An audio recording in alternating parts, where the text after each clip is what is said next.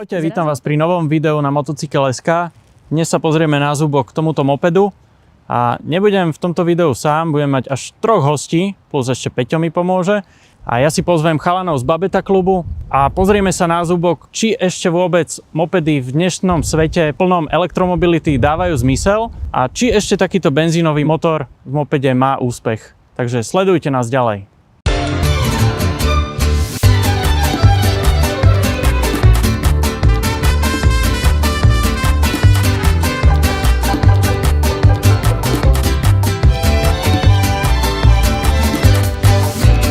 Kde je ten Marek, lebo začala sezóna, povedal, že nový stroj mi donesie ukázať. Oh. Čau, Peťo! Nazdar! Počúvaj, ale asi došlo k nejakému nedorozumeniu, lebo hovoril som, že mi donesieš nový stroj a ty si mi opäť doniesol... Ako to mám nazvať? Toto je moped. Minule, ja viem, ja si ťa tak doťahujem, že ti nosím stále také tie mini stroje a tie malé kubatúry, tak teraz som ti doniesol niečo, čo je pre dvoch a je to ešte menšia kubatúra. Fú, alebo minule to bola opica, to už som tak ohrňal nosom, ale hovorím si, že dobre, aspoň 125K, nejak to chodí, zrýchluje a teraz si mi doniesol niečo, čo pripomína Babetu, ale Babeta to nie je, pretože Babeta už je klinicky asi mŕtva, aj keď viem, že tu niekde koluje vo vzduchu ten brand, ten názov, že sa má znova začať vyrábať, ale toto je čo? Toto je Corrado. Mohol si to poznať, keď Babeta skončila v oaských strojárniach, začalo potom Manet Corrado. Áno. Neskôr ho bohužiaľ zabila Euro 4 a teraz je znovu zrodené. Z Uherského Hradišťa nám doniesol tento stroj. Dobre, čiže stále sa bavíme o tom, že pripomína to tú Babetu práve tým, že je to šlapací moped. Je to 50-ka, predpokladám. Je to 50-ka, je to jediný šlapací moped vyrábaný teda predávaný na československom trhu. Ale všimol som si jeden taký, že upgrade, alebo jednu takú vec, ktorú teda tieto stroje určite v minulosti nemali. A to je tá velikánska sedačka. Tak. To je pre 2 osoby, pozriem sa. Áno. Vidím máš tam aj stupačky. Čiže to normálne pre 2 ľudí. Áno. Tu na tiež treba povedať, že tá maximálna nosnosť tohto stroja je 170 kg, čiže asi my dvaja by sme sa neodviezli. Asi nie, ale detko s babkou na huby. No, asi áno. Prípadne 12-ročného syna vieš odviezť do školy. Či by chcel on, to je druhá otázka, ale bavme sa o tom, že koľko váži tento stroj pekelný. No tento pekelný stroj úplne v pohode dokáže zdvihnúť sám. Dáš ho aj nad hlavu? Keď ho dobre chytíš, tak to aj zdvihneš. Pretože tá váha je na úrovni 68 kg. Čo znamená teoreticky, že vieš to dať aj na ťažné zariadenie, povedzme za karavan? Presne tak, lebo tie sú limitované do 100 kg a tam je problém väčšinou pri skútroch, aj 50-kách, že majú povedzme, že 105, 106 kg. A toto má výrazne pod. Takže na nejakú dovolenku alebo niekde k moru, karavanu, tak toto je možno ideálne zobrať so sebou. Určite. OK, a aká je maximálka tohto? Lebo to bol vždy môj problém s takýmito malorážkami, že v bežnej premávke to nebolo úplne najbezpečnejšie, ale toto asi ani nebude do bežnej premávky. Aj keď má ešpezetku? Áno, ešpezetka už musí byť. Tu by som povedal, že teda je to tá kategória L1E. To znamená, že je to moped, teda do 50 kubíkov s maximálnou konštrukčnou rýchlosťou 45 km za hodinu. Áno, a dá si koľko ináč? Tak medzi nami, koľko si tam dal? 62. 62? Pozerám, že tachometre do 60, ty si normálne oprel tú ručičku? Hej. Wow. A tam už cítiš, že tam začína ten obmedzovač. Možno dole kopcom by si ho ešte pretlačil na nejakých 65, 7. OK. Plus, minus. Chcel by som to akože vidieť, ten pohľad na teba dolu práškou, keď si to dával 60.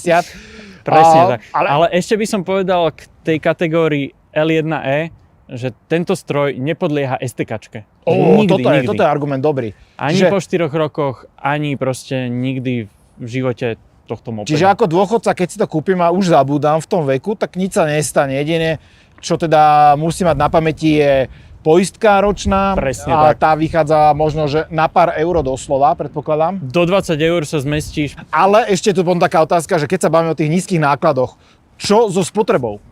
Spotreba, samozrejme to každého zaujíma.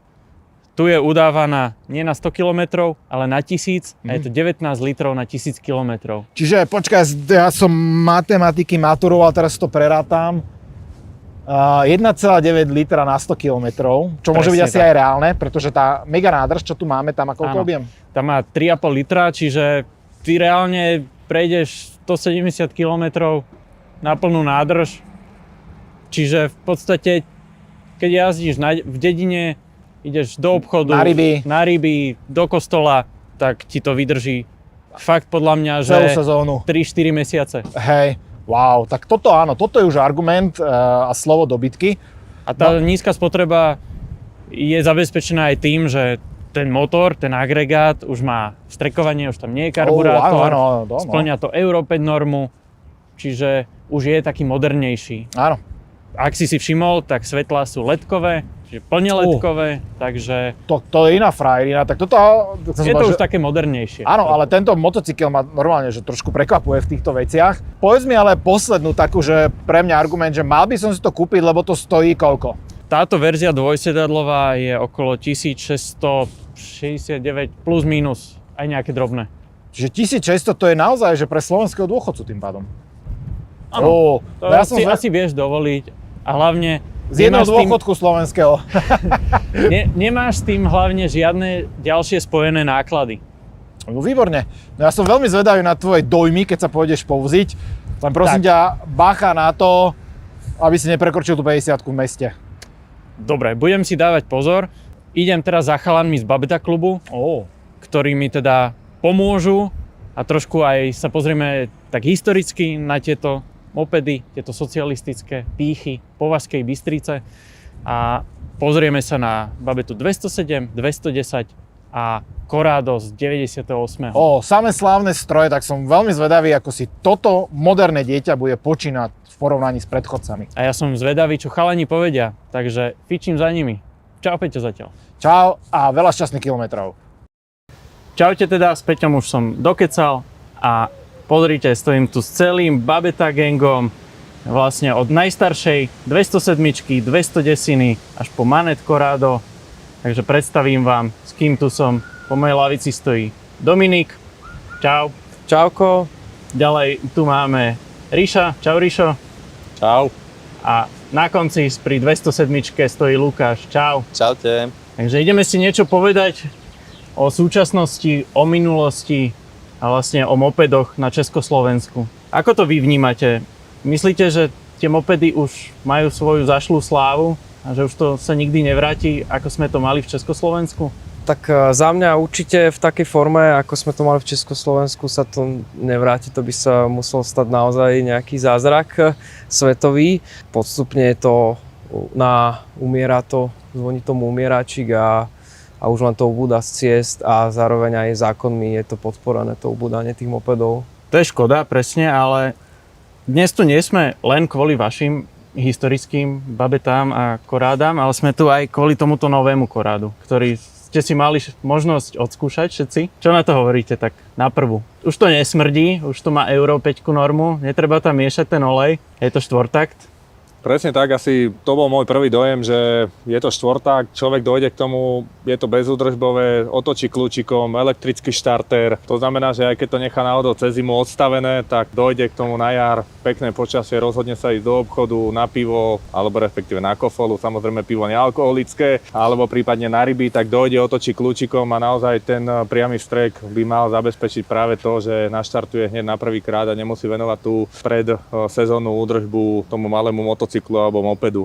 Mňa to naozaj prekvapilo najmä tým aj pomerne svižnosťou, aj tvrdosťou toho podvozku. Ja vážim 100 kg, aj so mnou sa to rozbehlo. To prvé zoznamenie bolo naozaj bezproblémové a na to, že mám skúsenosti s mopedom a jazdím na tejto Jave 210, tak som si len sadol, otočil kľúčikom, naštartoval, hneď som vedel, čo mám robiť, pridal som plyn, rozbehol som sa a išlo to tam, kam som chcel ja. Pre mňa je to také akože fakt prekvapujúce. Pri porovnaní viem si to predstaviť, že to bude menej údržby alebo menej problémov ako dneska na tomto vyše 35-ročnom stroji.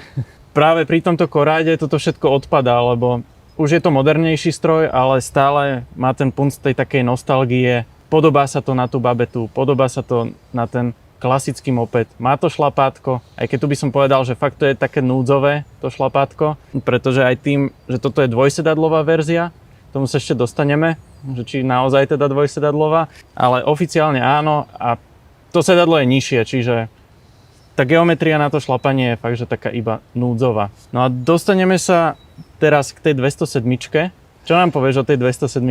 207 je skvelý stroj, v podstate oni ho vyvinuli kedysi ako jeden z prvých, vychádza z modelu 228, potom bola 206 bez zadného odpruženia tiež a toto je vlastne prvý celoodpružený už model. V podstate má to hlučnú prevodovku, pretože má to niekoľko koliesok v tej prevodovke, ktoré značne hučia, takže tá jazda je špecifická týmto. Samozrejme tie karburátory a nádrže a kohútiky, keď sa nejazdí, tak sa to samozrejme zalepí, zanesie.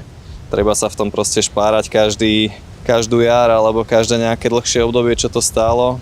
Samozrejme, kto tam dopraje tomu stroju nejakú poctivú údržbu, tak potom nemá problémy s takým strojom, ale už aj to prúženie a všetky tieto veci nie sú moc hodné na dnešné cesty. Brzdy samozrejme tiež, tam je to horšie s tými brzdami. A koncepčne to je teda už starý motocykel mimo tejto doby. No a tu sa dostaneme k tomu, že či si myslíte, že v dnešnej premávke mopedy sú nahradzované elektrobicyklami, kolobežkami, elektrickými. Či ešte vôbec to má zmysel vyrábať benzínový moped v dnešnej dobe? Lebo povedzme si na rovinu, toto je asi posledný benzínový moped vyrobený, na ktorý sa pozeráme v Európskej únii. Tak čo si o tom myslíš, Dominik? Určite to má zmysel. Samozrejme, každý ten pohon, či je to na elektrínu alebo na benzín, má svoje pre a proti. A tu by sme akože takú hlavnú výhodu mohli povedať, že nabitie je doslova za 2 minúty na pumpe. Takže má to aj v tomto svoju výhodu. Samozrejme aj sa tam nemusí riešiť nejaká ekologická likvidácia. V podstate pri dobrej údržbe taký stroj proste vydrží tisícky kilometrov. A zase je tam aj tá výhoda nejakých takých jednoduchých oprav, čo si vie vlastne človek aj sám vyservisovať, keď je trocha zručnejšie niekde v nejakej kôlni, pretože pri tých elektrických záležitostiach naozaj práca s tou baterkou a nejaká manipulácia je akože životu ohrozujúca. Takže za mňa to asi má zmysel, nechajme si ľudí vybrať, čo je pre nich ten ideálny pohon. Keď si spomínal, že či to má alebo nemá význam, povedzme si na rovinu, mopedy sú rôzneho tvaru, veľkosti, objemu, prevedenie motora. Takisto, keď sa pozrite aj na nás ako majiteľov, tak tiež každý sme iný, napriek tomu máme jednu spoločnú záľubu, hej. To znamená, že stále sa nájde určitá skupina ľudí, ktorá proste holduje určitému typu pohonu. V tomto prípade je to benzínový pohon, či je to dvojtaktný alebo štvortaktný, tak táto skupina ľudí tomu holduje, venuje sa tomu a má to ako záľubu. Za mňa ako tie dvojtakty a najmä takéhoto jednoduchého typu, ako je babeta, je to niečo úžasné a proste pre mňa je to ako droga a doslova zbožňujem vôňu benzínu a prípadne spáleného oleja, nespáleného je to jedno. Ale vidíte tu 3 rôzne modely, napriek tomu sa dokážeme spoločne dohodnúť a ideme na niekde výjazd, alebo spoločný na výlet, alebo na jazdičku, alebo na kofolu, čokoľvek. Ja by som ešte doplnil k tým rozdielom medzi elektro a týmito spaľovacími. Ja som teda decko z paneláku a keď som si kúpil prvú babetu, tak som si ju proste dal do kočikárne, kde sú všade ostatné bicykle, rárohy, skrine, neviem čo a susedia ma v podstate vypoklonkovali okamžite, hej, s tým, že je to nebezpečné a smrdí to a neviem čo. Potom som tú babetu parkoval vonku, samozrejme, že mi bola odsudzená, aj keď bola hrubou reťazou priviazaná teda. A asi rok na to si sused kúpil elektrokolobežku, ktorú si parkuje v kočikárni a tá začala horeť v noci, takže neviem, no, sú plusy, minusy. Za prvé, mňa je počuť, keď som niekde, ja svietim, je ma vidieť. Možno mám aj lepšie brzdy, možno aj lepšie ovládacie vlastnosti oproti kolobežkám. Musím mať vodičák, nesmiem byť opitý, mám PZPčko, hej, to je musíš všetko mať príľbu, musí sa správať ako účastník premávky. Presne, a títo ostatní účastníci s elektrovecami to v podstate ani nemusia nejako riešiť, alebo neriešia, či už elektrocyklisti, alebo horšie elektrokolobežkári. Rozdiel medzi elektrobicyklom a elektrokolobežkou moc není teda veľký a oni môžu si robiť, čo chcú. Nikto ich nezväzujú, môžu lietať po meste, aj lietajú si po meste s batohmi, bez batohov, 2, 3 a toto nikto nereguluje. Môžu si chodiť po mostoch, hocikade, len a všetci na nás ukazujú na mopede ako prstom. Tebe to smrdí, tebe to hučí ale sme menej nebezpeční ako títo elektro. Tu by sme mohli trošku, síce len tak okrajovo, zabrnúť do tej témy, ako to je v tom roku 27, keď mopedy by mali byť vytlačené. Vytlačené v podstate našim zákonom, pretože takáto babeta má v podstate výnimku, že moped, alebo malý motocykel, ktorý je vyrobený pred rokom 2000, nemusí mať na Slovensku v podstate povinnú registráciu, čiže ešpezetku. Lenže táto výnimka v podstate zákonom končí 31.12.2027 a potom už sa to nebude dať vlastne bez značky prevádzkovať. Čiže ak sa nezmení zákon, tak budeme musieť v podstate urobiť značky.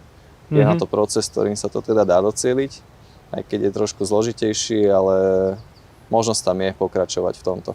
Aj veď, Ríšo, ty už si ten proces absolvoval, Áno. tak môžeš možno niečo o tom povedať, že plus minus, aká je to byrokracia a čo to aj tak stojí. Je to neskutočná byrokracia na Slovensku. Ja len skúsim od takého začiatku, kedy som vlastne si zaobstaral túto babetu. Je to tak stará babeta ako ja, 88 ročník. Je to po prvom majiteľovi v pôvodnom stave viac menej, minimálne úpravy. A proste bol som spokojný až do momentu, kým som nezistil, že v určitom momente bude treba do roku 2023 mať povinnú registráciu na takéto malé mopedy a malé motocykle a ja som sa nechcel s ním dobrovoľne rozlúčiť.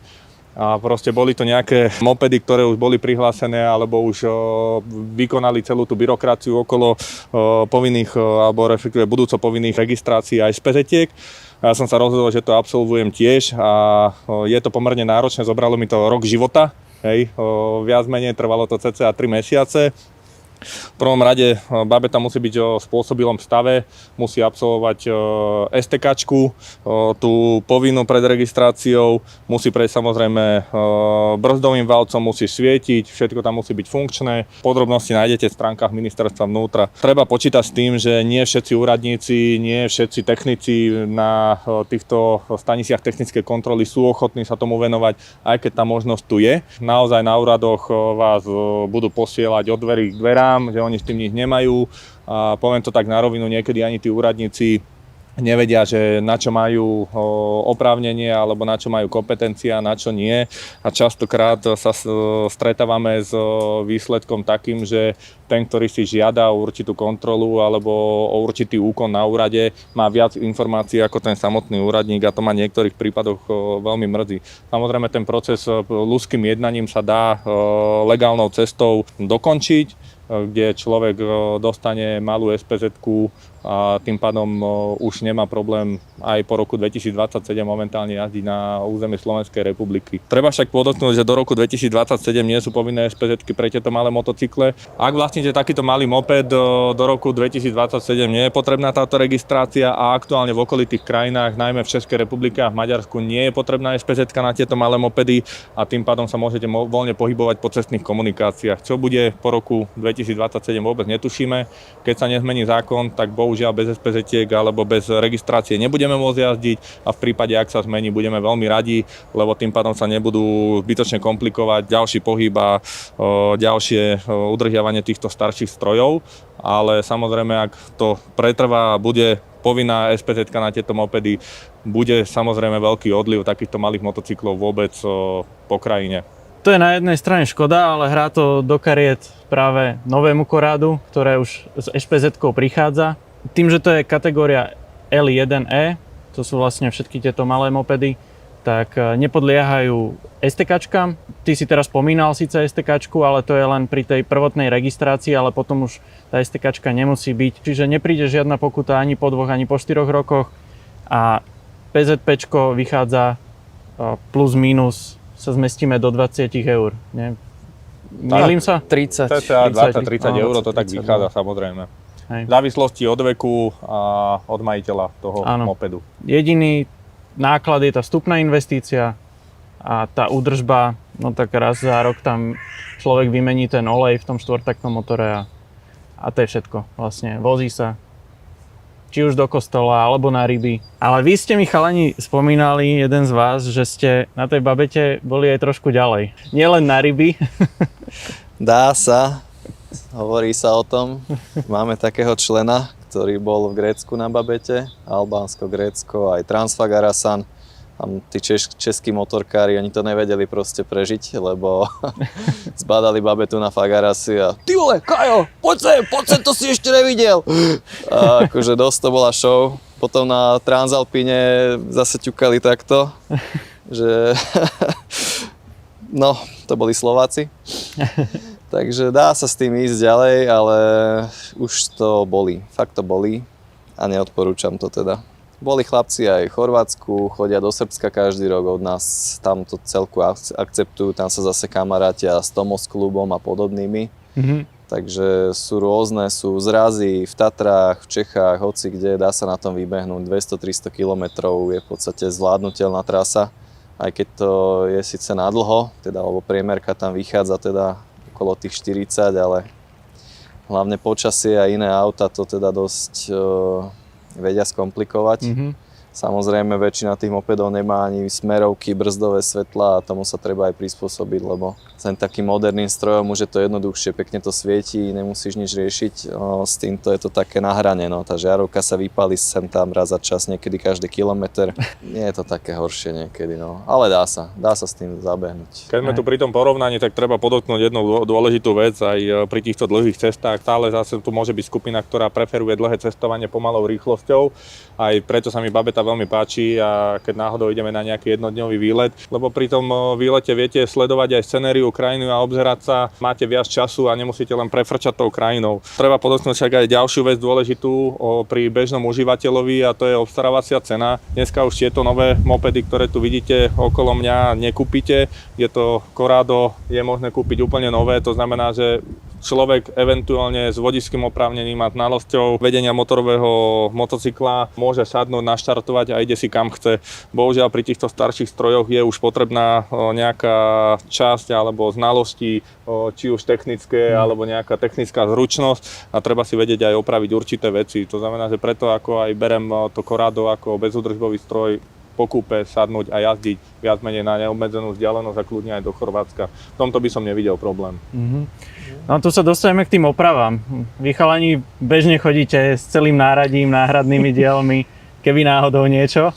Ono to nie je o tom, že či bude porucha, ale že kedy nastane, to je dôležitejšie povedať.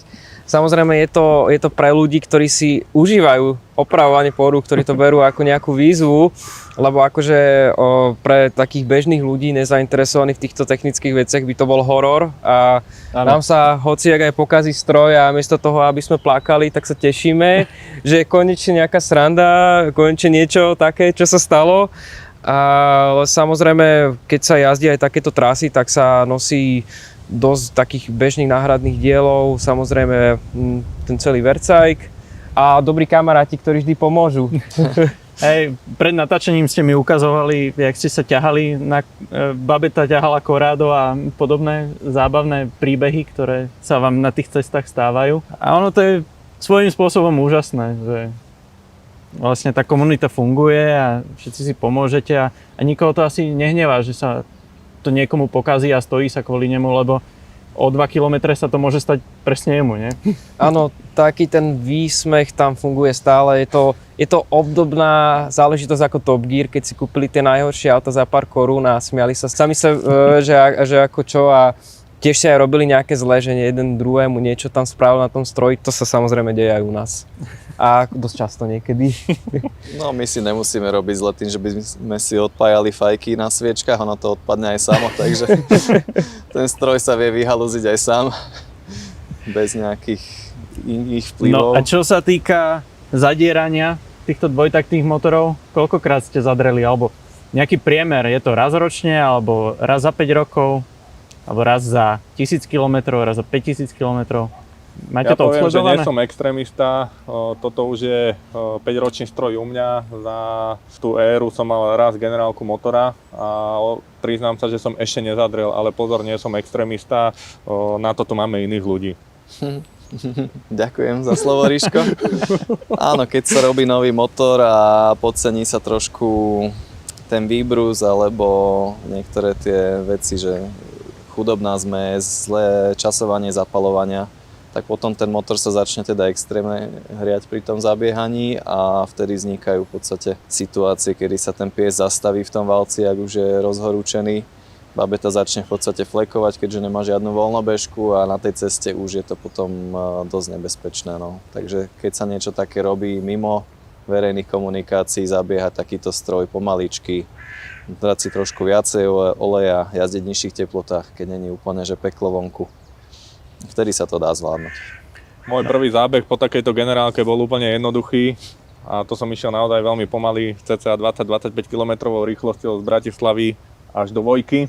Samozrejme po Petržalskej strane, kde bol malý pohyb aut a kde bola možnosť dlhej rovinky a kde som si vedel korigovať tú rýchlosť a dávať pozor na to, aby som nezadrel. A trvalo to dlho, ale zase to tiež patrí k týmto starším mopedom. To už asi pri týchto novších už odpada. Tu už asi ten strach z toho zadretia odpadá. Tak ešte sa opýtam, že aké je najhoršie miesto, kde ste zadreli? Asi to bude zase o mne. Je to most Apollo, tam, kde sa to zrovna rozbieha smer Petržalka a tam je tá cesta takže doprava ku Einsteinovej alebo rovno na Dolnozemsku a zrovna v tej rozpetí, tak presne tam v strede cesty som urobil taký 20-metrový šmik. No keby za ňou niekto išiel, tak dostane zrejme šok. Aj pri Borimol som raz išiel ráno do roboty, pekne 5 hodín ráno, tma, mokro. A tak si klopím ten krúhač a len to tak ubehlo. No a babenka za mnou vo Fabii, tá zošalila, no. Tá to nedala, proste vyskočila z auta. Ježiši, čo sa to stalo, bože môj! Ja lenže nič, kľud. Postavila, išla ďalej, narovná zrkadielko. To už, keď s tým človek žije každý deň, tak mu to nepripadá divné, no. A minimálne ľudia ešte stále ti zamávajú asi, nie? Keď ideš na tej ceste. Hlavne keď ti odpadne výfuk, že aha, to je výfuk tvoj. Skôr som myslel z toho nejakého nostalgického hľadiska, že predsa len je to stroj, ktorý bežne na ceste človek nestretne. Presne tak. Mne sa dokonca stalo, že tým, že je to také korádo, že ma tam zastavil pri starej tržnici nejaký chlapík, ja som nevedel, čo odo mňa chce, že či niečo som akože, a on len, že ho to strašne zaujíma a bol to nejaký člen klubu Triumfov, takže dokonca to zaujíma aj iných motocyklistov, ktorí nie sú akože zvyknutí, nielen pamätníkov a ľudí, ktorí vlastne s tým vyrastali. Jasné. Hej. No, teba raz zastavil aj taký kuriér, čo vozil pizzu, nebol ani zo Slovenska. Áno, áno. A kúpil si potom takúto krásnu 207. Áno, to vlastne sa stalo tak, že som bol na križovatke na Ružinovskej a bol tam taký klasický kuriér dnešnej doby na elektrobicykli a tak som vyšiel tú križovatku a začal mi tam niečo mávať, nevedel som čo, tak som zastavil a začal sa ma vypytovať, že čo to je, že on to chce, že jemu sa ten bicykel po 4 hodinách vybije, potom sa musí dlhší čas nabíjať, tak úplne ho to uchvátilo, ale teda nedal na moje rády, aby si kúpil takýto, ale kúpil si takýto, 40-ročný a samozrejme, že si to kúpil, nevedel nič o tom a jazdil 8 hodín po Bratislave bez nejakého oleja v benzíne, Okay. čo je akože pre nás nadľudský výkon. To je rekord asi, ne? Samozrejme, že sa mu to zadrelo, tak som mu išiel potom s tým pomôcť, nalili sme trocha oleja, troška sme to premazali a babeta fungovala znova. Takže... No, tu treba povedať, že pre takého kuriéra možno toto je úplne, že Oveľa lepší stroj. oveľa lepší stroj, pretože je to fakt bezúdržbové. Kuriér, keď tam natankuje tých 3,5 litra, tak s tým reálne celý týždeň jazdí a stojí ho to 5 eur. Vlastne na konci dňa. Je to tak, ako pre toho môjho známeho by to bolo úplne ideálne. Takýto, že len natankuje, nemusí riešiť, lebo mal takýto stroj a lánko sa mu otrhlo, nejaká ďalšia porucha, späťak mu odpadol. Nevedel si to ani opraviť, lebo však ani sa tomu nevenuje ako my, takže určite tento stroj by bol hodnejší. No chalani, a teraz poďme rozobrať tak poriadne do detailov to Corrado, že čo sa vám páči, čo sa vám nepáči na tom, na nejakých detailoch. No dobre, keď ho chceme rozobrať do detailov, takže 17 kľúč, 13 kľúč, 10 kľúč. Ľúbi sa mi, že to má stúpačky, čiže je to pre dvoch. Takže núdzovo tam vieš zobrať aj babku so sebou na nákupy. Áno. Samozrejme, výfuk má aj ochranu, takže si nespalíš nohu ako na našich starých modeloch. Vieš, čo majú výhodu ešte tie stupačky? Že ty vieš meniť polohu za jazdy, keď ideš sám. Takže sadneš si dozadu, to sedadlo vpredu je inak tvrdé ako vzadu a rovnako aj nohy si vieš dať na inú polohu. Čiže keď ideš do Atén, tak aspoň... No aj ľahšie sa ti nalieva olej samozrejme, lebo Áno. na babete a takýchto je to Samozrejme horšie. športový posed na jazdy na Pezinskej babe. Áno, Tam bolo. No, keď máš 2,22 tak na výšku, tak vtedy je to výhodné, no. Samozrejme smerovky, ideálna vec do mesta. Brzdové svetlo samozrejme, to je tiež veľmi dobrá vec. Značka je teda 100% výhoda, keď chceš ísť hocika, môžeš s tým ísť kdekoľvek, aj do Rakúska, do Pandorfu. Ne? No, na nákup. Išiel by si s tým do Pandorfu? Ja by som úplne s tým išiel v pohode na nákupy, lebo najmä do tohto kufrika by som veľa nenakúpil, tým pádom veľa peňažkov by som neminul, takže to sa mi páči, ale do Pandorfu s týmto úplne v pohode. No, je to aj výhoda, aj nevýhoda, sú tu 14-kové kolesa, ale práve, že sú malé tie kolesa, majú vysokú pneumatiku do 2,75, tak lepšie odprúžia a absorbujú nerovnosti najmä bratislavských ciest v našom prípade, takže Áno. toto beriem ako v tomto prípade výhodu. Najväčšia výhoda, to už sme spomínali, žiadne riedenie benzínu a oleja, to znamená, dojdem na pumpu, natankujem, odchádzam preč.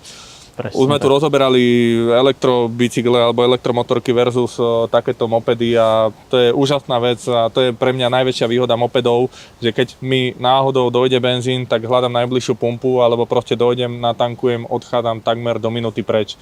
Čo toto v prípade baterkových systémov a elektrických A systémov hlavne odpadá. výhoda mopedu je ešte to, že tam vieš došlapať, keď ti ten benzín dojde. Lebo ja sa priznám, nedošiel, ale došiel mi tak, že ešte to išlo a tým, že tu nie je karburátor, ale rovno z čerpadla to ide priamo do vstrekovania, tak ono oproti tej verzii Euro 4, čo bola predtým, tam mala čerpadlo trochu vyššie a nevedelo vyčerpať celú nádrž. Tu už ju vyčerpa takmer do prázdna, do sucha, ale musel som ísť tak esičkovo, aby to čerpadlo načerpalo ten benzín z tej nádrže. Samozrejme, pri týchto mopedoch sa stáva, že človek aj padá, pošmykne sa mu to zo stojanu, prípadne stratí balans a padne mu to na bok. Oceňujem aj to, že tie smerovky, ktoré sú mimo obrysu toho mopedu, tak sú prúžne, to znamená, že nemajú tendenciu sa zlomiť a poškodiť úplne že fatálne. A tiež sa mi, čo som si všimol, sa mi páčilo, tieto rajdy sú pomerne hrubé ako na veľkých motocykloch. To znamená, ak potrebujete domontovať nejaké príslušenstvo, či už držiak na mobil, alebo USB nabíjanie a takéto veci, alebo prípadne tuningový bar do stredu na digitálne tacho, GPS merania a tak ďalej, tak je to možné, lebo to pasuje aj z veľkých motocyklov, takže toto je tiež paráda. LED svetlo samozrejme. Úplne super. Bezpečnosť osvetlenia je samozrejme o mnoho vyššia ako pri našich strojoch, ktoré si idú len na vlastnej šťave, čiže alternátor poháňa napriamo žiarovky a ako náhle máte nízke otáčky, alebo vám zdochne motor, čo sa vám môže to kľudne žiska stať iba. v noci, tak už nesvietite. Takže určite z tohto hľadiska je to bezpečnejšie a samozrejme teda najviac sa aspoň nepáči ten motor, ktorý je štvortaktný, má taký hlbší zvuk, nie je to vlastne taký čmeliačík, jak tieto naše. A ten motor je pomerne akože konštrukciou tak starý asi jak tie naše, je to vlastne z konca 50. začiatku 60. rokov od Hondy, vyrábané samozrejme v licencii, ale základ je teda ten štvortaktný motor z Hondy Super Cup 50. Respektíve Hondy Monkey. Aj Hondy Monkey samozrejme. Tam sa tiež Ja pevne verím, že vďaka tomu časom pribudnú aj tuningové príslušenstva a samozrejme aj iné valce z väčšieho objemu. Určite a bude sa to áno. môcť dať tuningovať. Ale iba na uzavretej vlastnej komunikácii. Tak. Na vlastnom dvore samozrejme. Ako viem si predstaviť, vytvoriť okolo toho taký hype a povedzme závody na týchto korádach, vieš, na okruhoch, nejakých Určite, malých. To môže určite byť áno, strašná prča. Dokonca to existujú rôzne závody a jeden taký akože taký najdlhší, by som povedal, existuje momentálne teraz je iba jeden závod ročne, ale kedysi existovalo niekoľko závodov do roku a bolo to 12 hodinovka a to bolo doslova 12 hodín na babete. Úžasný zážitok, ja som ho nejazdil, ale je to naozaj náročný závod a toto si tiež viem predstaviť proste na nejaký počet hodín proste po okruhu a merať si sily, výkon, zručnosti jazdy a tak ďalej. Ešte jednu vec sme nespomenuli, chalani, že vlastne vaše mopedy majú dve reťazky, že hnaciu a tú bicyklovú. Tuto je iba vlastne v jednom, čiže páčkou si dokážeš prepnúť medzi tým bicyklovým módom, šlapacím a motorovým. No to je v podstate podobná koncepcia, ako mal štadión, nie? Tam to tiež bolo v bloku motora, boli tie pedále priamo. Samozrejme, čím menej reťazí, tým menej problémov. Menej mazania. Aj menej mazania, takže aj šetrenie na mazacích prípravkoch. No hlavne tie liate kolesa nemusíš ich centrovať, tam to vydrží, to má silu. Takže Hlavne aj ušetríš na váhe, pretože tento moped váži 68 kg. Sme nespomenuli, koľko vážia vaše. Tie sú asi trošku ľahšie tým, že ten dvojtaktný motor tak. váži Okolo menej. 60 kg, ale je to teda super, že sa aj pri tom ťažšom motore podarilo zmestiť do takejto váhy, čo naozaj zdvihne človek, keď to potrebuje niekde si dať do nejakej kôlničky alebo tak, kde je ťažší prístup, je nejaké perfektnej garáži, tak v pohode s tým behne. No hlavne toto odveze dvoch ľudí, hen to odveze iba Samozrejme, to jedna. odvezie aj dvoch, no. To má oveľa vyššiu nosnosť teda. Prípadne ešte môže byť potenciálny zákazník, niekto, kto už na nejakú ťažšiu motorku nie je schopný vysadnúť cez 150 kg, že už mu to je ťažké, ale chce sa ešte voziť po dedine, po meste. Toto je určite ideálny stroj. Aj medzi dedinami. Aj medzi dedinami, no. A ešte by som dodal, že je tu veľa priestorov aj na vylepšovania, lebo na rozdiel od takých perfektných skutrov, ako dneska si môžeme kúpiť v dealerstvách, ktoré sú naozaj tip-top od výroby, tak tu sa ešte taký ten domáci kutil môže s tým pohrať a ako my sa s tým hrajeme stále, ale je tu aj priestor pri tomto stroji, No. čo je akože Ty si fajn. mi presne spomínal, že ty máš Hondu PCX 125 a že to je pre teba až dokonalý stroj, ale nemáš na tom takú tú emóciu z tej jazdy. No, v podstate ten stroj je tak perfektný, až začne nudiť a človek by si to rád aj trocha vylepšil, aj trocha prispôsobil tomu, jak potrebuje. Áno. Samozrejme začal by robiť niečo s tou Hondou, polámal by plasty, rozhasil by celý motor a tu je naozaj akože priestor aj pre takého jednoduchšieho mechanika na to si to spraviť. A ešte by som rád dodal k tomuto motoru, tým, že je to vlastne licenčne vyrábaný klasický motor z Hondy Monkey alebo Super Cup, tak je strašne veľa návodov na YouTube, ako opravovať, vystraďovať, centrovať veci, dávať do poriadku ten motor, čiže človek, ktorý proste má čas a má v tom záľubu, tak si vie nájsť tieto návody a pomerne jednoducho bez nejakého špeciálneho náradia si ho aj zgenerálkovať prípadne, takže aj to je super priestor. Určite áno. Akože, myslím si, že tým, že to je jediný moped na československom trhu, ktorý teraz sa dá dostať nový, tak určite si to nájde svojho zákazníka a ľudia len sa musia o tom dozvedieť, že také niečo ešte stále existuje. Mňa by zaujímalo, ktorý z týchto štyroch je najrýchlejší. Tak poďme si zmerať sily. Dohoda.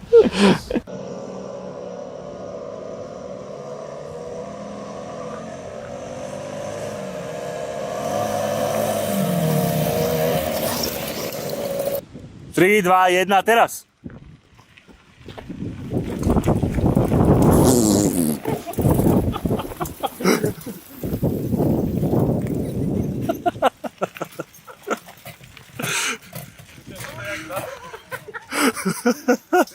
Čiže pred záverom tohto videa, či by som sa opýtal, že ako to bolo historicky vlastne v Československu, celkovo s mopedmi, s babetami. Pamätám si, prvé československé mopedy boli štadióny a neskôr vlastne prišli prvé babety, ešte predtým boli javety. Čiže toto by sme si mohli ešte nejak povedať, toto historické okienko. Tak samozrejme tá história je veľmi bohatá a také základné pravidlo je, že vlastne tie mopedy prišli pomerne neskoro do Československa a samozrejme ľudia, strojári a tak o tom vedeli, len bohužiaľ bol tam aj nejaké politické rozhodnutia, ktoré troška ako keby spomalili nástup tých mopedov. Prvým mopedom v podstate mala byť Java 550, ktorú vlastne prototypovo vyrobili s pedálmi. Nakoniec sa od toho upustilo, spravil sa z toho malý motocykel, ten vlastne Pážez, ako ho poznáme. Áno. A potom vlastne sa štadión Javeta riešili, najmä v Čechách. Potom sa aj politickým rozhodnutím rozhodlo, že sa budú mopedy vyrábať aj u nás v Považskej Bystrici, kde to vlastne začalo babetou 228, čo bola vlastne ako keby táto... Predchodca. 207 len s veľkými kolesami. Áno, tam bol ten zaujímavý rozdiel, že toto je na 16-kách a tá bola na 19-kách. Áno, bol to v podstate motorový bicykel. Áno. Oni sa veľmi inšpirovali tými mopedmi zo zahraničia, kde bolo aj bežné, že tie kolesa boli väčšie, ale samozrejme aj aby to bolo krajšie, aj nejakými inými rozhodnutiami potom prišli k tým 16-kám a postupne ten vývoj naberal obrátky. Chceli vylepšiť ten motor tým, že je jednorýchlostný, tak má isté limitácie. Tak vlastne v Považskej Bystrici si vyvinuli tento dvojrýchlostný motor, ktorý už má oveľa lepšie vlastnosti a následne potom sa vlastne tá výroba z Považskej presunula do Kolárova, kde vlastne pokračovala až do takého smutného konca tej babety. A zase naopak na konci 80. rokov chceli v tej Považskej Bystrici zase obnoviť výrobu mopedov a v podstate si vyvinuli vlastný moped s vlastným motorom, ale samozrejme bolo to už po revolúcii a zapojilo sa tam aj nejakým spôsobom Piaggio, s ktorým chceli vytvoriť spoločný podnik, ale nakoniec to skončilo len pri výrobe licenčného motoru Puch s tým, že ostatné veci, že teda rám si navrhli sami. Samozrejme boli, na rozdiel od týchto babiet, už tam bolo to, že sa aj zahraničné komponenty namontovali, talianske dominopáčky, talianske kolesa, motor bol vlastne rakúskeho pôvodu, ale licenčne sa vyrábal vlastne u nás a už postupne tá výroba už po tých rokoch 2000 upadala, lebo samozrejme konkurencia talianskych skútrov, potom čínskych skútrov, ale samozrejme sme radi, že aspoň v nejakej forme to pokračuje aj v tomto prípade. Hej, a vlastne Manet Corrado prešiel pod značku, alebo respektíve pokračuje teraz pod MP Corrado.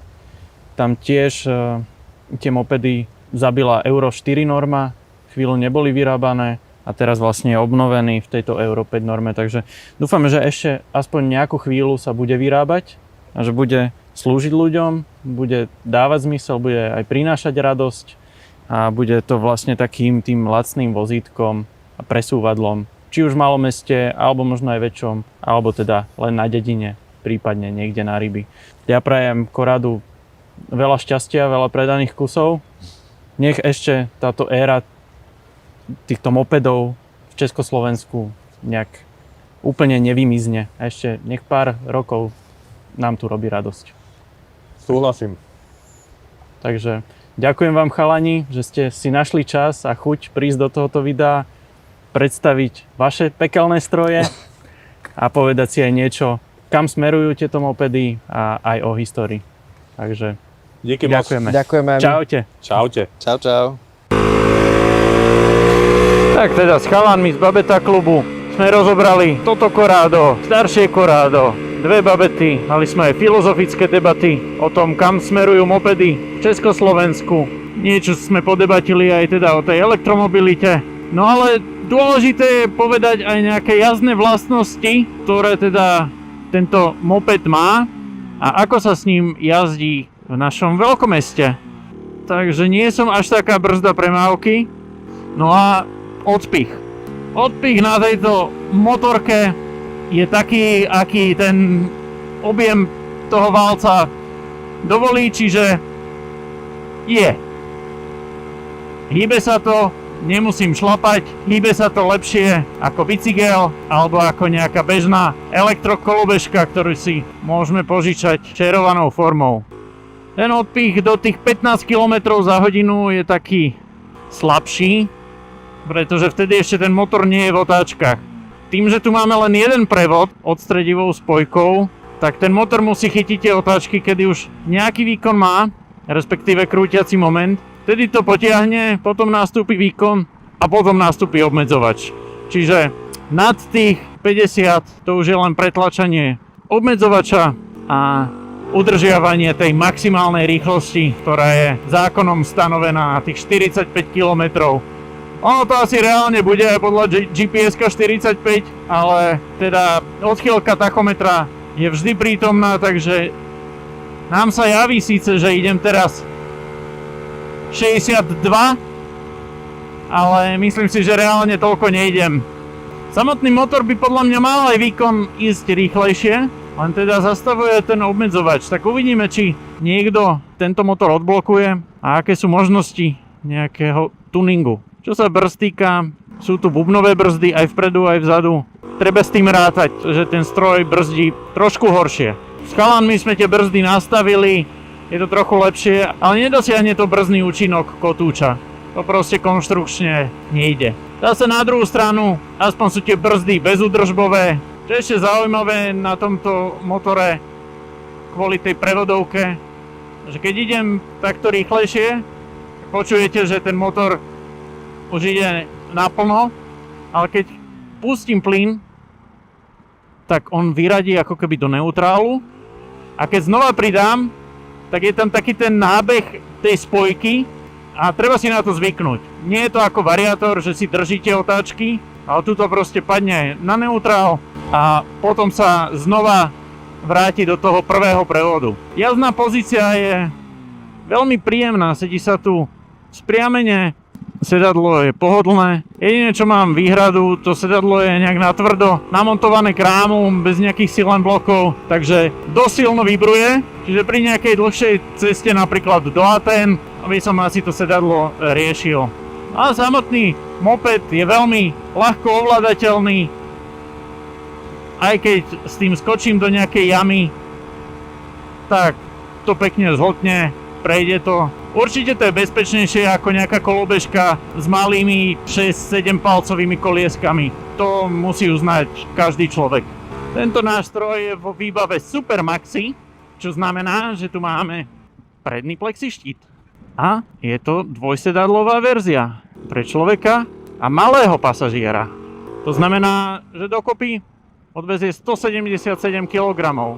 Celkovo si myslím, že aj v dnešnej dobe, keď táto elektromobilita zúri na každom rohu, čo nehovorím, že je zlé, myslím si, že elektrický pohon je fajn v mestách, ale má svoje limity a tou limitou je nabíjanie. Ak chce niekto častejšie jazdiť, nechce stále nabíjať baterku a chce on raz za čas do takéhoto mopedíku natankovať za pár drobných, ja som sem natankoval plnú nádrž za 5,50, tak si myslím, že aj v dnešnej dobe v celom Československu mopedy stále majú význam. Pokiaľ nejdete po nejakých fakt hlavných cestách a výpadovkách, tak ani s tou 50-kou nie ste úplne brzda pre mavky. Teraz idem úplne bežne po meste, nikto na mňa netrúbi, nezavadziam nikomu. A myslím si, že ľuďom je príjemnejší pohľad na bicykel s motorom alebo motor s bicyklom ako na elektrokolobežku. A prečo by človek nemal siahnuť po skútri? Pretože toto Corrado dáva taký pocit nostalgie. Ak ste sa v minulosti vozili na babetách, poznáte to, tak je to veľmi príjemné, také okienko do histórie. Človeka to odvezie veľmi podobne. A hlavná výhoda Corrada je to, že má lepšiu prejazdnosť terénom ako hociaký skúter. Ten posed je viac bicyklový, to znamená, že aj keď pôjdete niekde na ryby, do Vinohradov, hoci kam, tak pôjde sa vám oveľa príjemnejšie ako na záchodovom posede skútra. Myslím si, že Corrado má svojich zákazníkov, len je škoda, že ľudia o tom ešte nevedia.